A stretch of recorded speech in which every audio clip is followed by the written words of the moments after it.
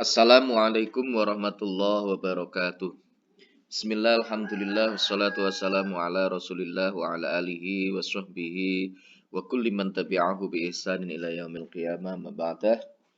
Selamat siang saya sampaikan untuk seluruh teman-teman mahasiswa jurusan Bahasa dan Sastra Arab Fakultas Usuluddin, Adab dan Dakwah. Bagaimana kabarnya hari ini? Mudah-mudahan semuanya dalam keadaan sehat walafiat sehingga bisa menjalani aktivitas di hari ini dengan lancar tanpa ada halangan suatu apapun. Baik teman-teman, untuk topik perkuliahan kita dalam mata kuliah Terjemah Indonesia Arab, bahwa hari ini adalah analisis dan diskusi teks terjemah 3. Sebagaimana yang telah saya sampaikan untuk teks terjemahnya, maka hari ini saya tawarkan untuk terjemahnya, yaitu kaidah penerjemahan Al-Qawaid fit Tarjamati.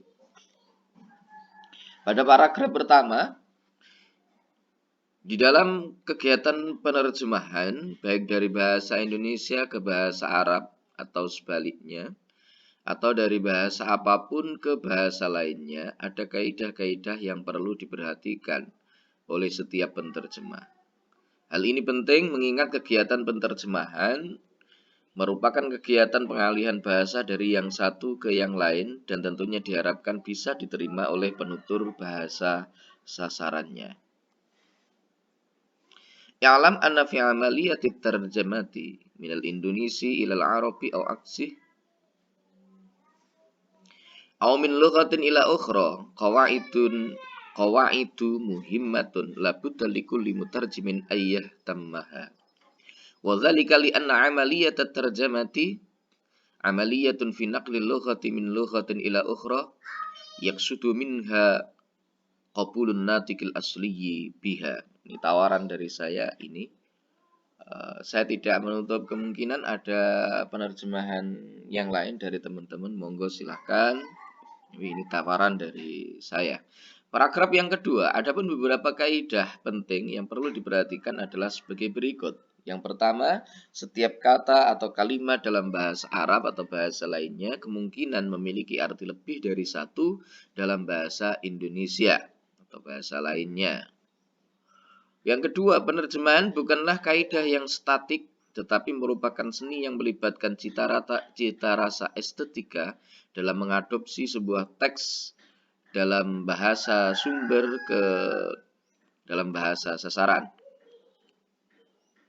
Yang ketiga, penerjemahan bukan sekedar mengingat kosakata atau frasa idiomatik, namun merupakan proses membina dan merekonstruksi teks bahasa sumber, misalnya bahasa Indonesia, secara menyeluruh ke dalam bahasa sasaran atau bahasa Arab secara kreatif dan estetik. Wa amal qawaid al-muhimmah likulli mutarjimin ayyahtamma biha fahiya kal'ati. Lawal ayya'rifa annahu mumkinun likulli mufradatin fil arabiyyati aw ghairiha laha ma'aniya aktsar, bukan aktar itu ya, laha ma'aniya aktsaru min wahidin, ma'ani aktsaru min wahidin fil Indonesi. Asani ayya'rifa anna amaliyat at-tarjamati laysat amaliyatun jamidatun walakinnaha amaliyatun yashtariku fiha adh-dhawqu wal jamalatu li akhdhin nassi min al-manba' ila al-hadaf. Ayya'rifa anna amaliyat at-tarjamati la takunu fi dhikril mufradati wal ibarat al-istilahiyyat fahasb, bal hiya amaliyatul isyraf wa i'adatul i'mar min al-manba' mithlu al-Indonesi kullihi ila al-hadaf mithlul Arabi khalaqiyan wa jamaliyan. Paragraf ketiga. Setiap bahasa memiliki pilihan kata tersendiri. Pilihan-pilihan tersebut memberikan peluang bagi para penerjemah untuk menggunakan pilihan kata sesuai dengan seleranya. Akan tetapi yang perlu diperhatikan bahwa tidak serta-merta pilihan tersebut tepat menurut penutur bahasa tersebut. Oleh karena itulah penting bagi seorang penerjemah untuk memahami pilihan kata yang tepat menurut penutur bahasa yang menjadi bahasa sasaran penerjemahan. Wa kadzalika la budda likulli mutarjimin ay ya'rifa anna likulli lughatin kalimatun mukhtaratun takhtalifu biha ghairaha. Wa hadhihi al-ikhtiyaratu yumkinu lil mutarjim ay yata'ayyana ikhtiyarahu wifqan 'ala ma yuhibbu. Walakinnahu la budda lahu ay yahtamma anna ikhtiyarahu muwafiqan bima qasada bihi an-natiqul asli. Falidzalika yajibu lil mutarjim ay yafhama fi kayfiyati ikhtiyaril kalimat hatta takunu tarjamatuhu muwafiqan bima arada biha an-natiqul asli. Itu kurang alim itu ya. Bima arada biha an-natiqul asli, biha an-natiqul asli.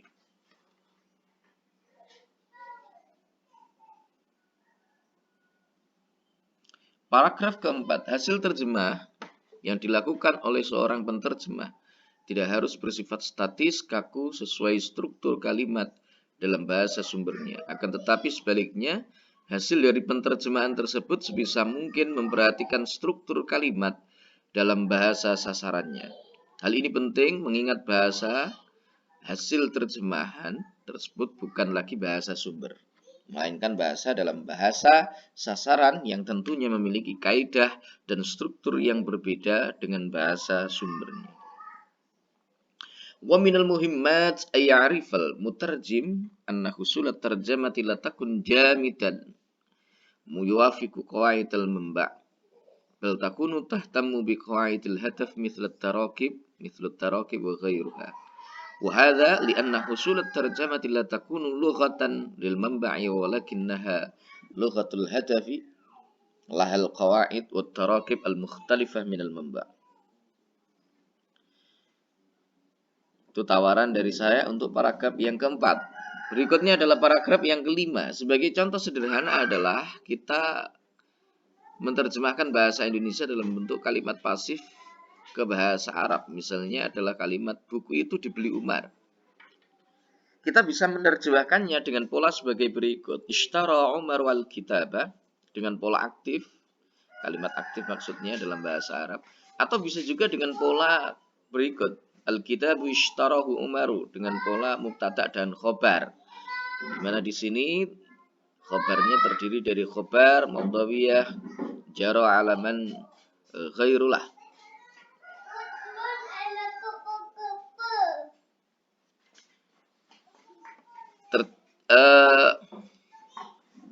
Tawaran dari saya terjemahnya adalah wa minal misal idza aradna an nutarjima lughatal indonesiyyata al-majhulata ilal arabi mithlu buku itu dibeli Umar. Yumkinu alaina an nutarjimha bil ma'lum mithlu ishtara Umarul kitab awil kitab ishtarahu Umaru ibtidaiyan wa khabaruhu mawdawiyan jaro alaman ghairullah. Paragraf ke-6. Kaidah berikutnya adalah penerjemahan bukan sekedar mengingat kosakata atau frasa idiomatik, akan tetapi juga proses membina dan merekonstruksi teks bahasa sumber, misalnya bahasa Indonesia, secara menyeluruh ke dalam bahasa sasaran atau bahasa Arab, secara kreatif dan estetik. Berbagai kalimat dalam bahasa Indonesia akan terkesan lucu jika diterjemahkan secara literal ke dalam bahasa Arab. Seperti kalimat saya ketiduran. Ini biasanya kalau kita mengacu ke sini berarti saya ketiduran itu nanti akan dicari isim maf'ulnya. Jadi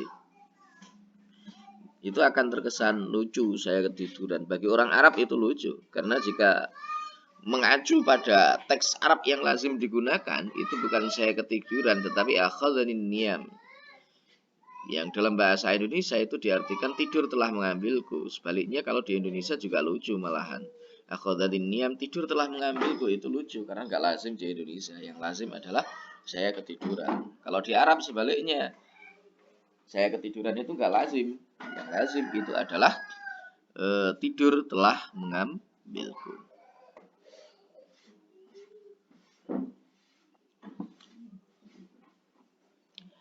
Nah, tawaran dari saya,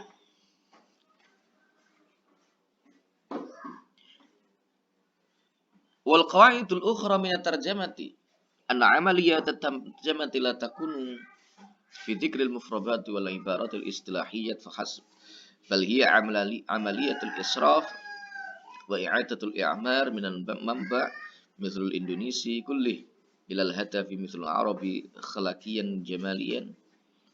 Katsirun minal jumal al-indonesiyah satakun mudhikatan idh nutarjimuha mubasharatan ilal arabi mithlu saya ketiruan idh lazimul ladhi yasta'milu biha al-arabu akhadhani niyam allati terjamatuha tidur telah mengambilku.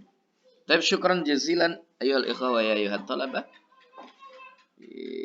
Qismil lughah wal adab.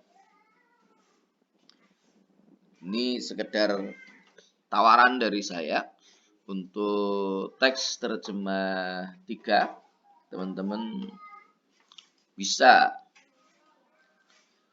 menggunakan penerjemahan yang lain asalkan tentunya dengan mempertimbangkan berbagai macam hal, termasuk diantaranya adalah kaitannya dengan al-qawaid al-arabiyah, kaitannya dengan adat kebiasaan yang ada di sana dan seterusnya dan seterusnya. Baik, terima kasih. Dan ketemu lagi insyaallah di minggu yang akan datang. Wallahul muwaffiq ila aqwamit thoriq. Billahi taufiq wal hidayah wa min Rasul sallallahu alaihi wasallam asy-syafa'a wa tarbiyah. Assalamualaikum warahmatullahi wabarakatuh.